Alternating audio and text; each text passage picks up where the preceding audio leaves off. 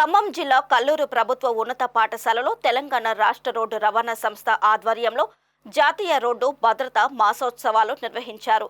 8 నుండి 10వ తరగతి చదువుకునే విద్యార్థులకు వ్యాస రచన పోటీలు నిర్వహించి గెలుపొందిన వారికి సత్తుపల్లి డిపో మేనేజర్ రాజ్యలక్ష్మి, మండల విద్యాశాఖ అధికారిని నివేదిత బహుమతులు ప్రదానం చేశారు.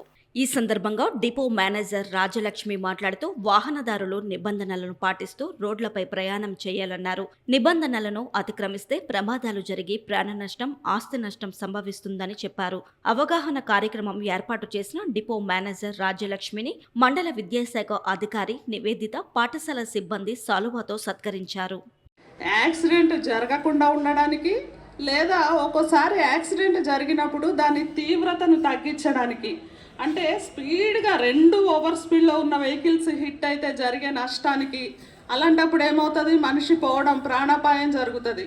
అదే 2 వితిన్ స్పీడ్ లిమిట్స్లో ఉండి రెగ్యులేషన్స్ పాటిస్తూ జరిగితే ఆ తీవ్రత అనేది కొంతవరకు తగ్గుతుంది. ఆ హిట్టింగ్ స్పీడ్ అనేది తగ్గడం వల్ల జస్ట్ చిన్న నష్టంతో అది తగ్గుతుంది. కాబట్టి ప్రతి వాళ్ళు రోడ్డు భద్రతను పాటిస్తూ నియమాలను పాటించాలి.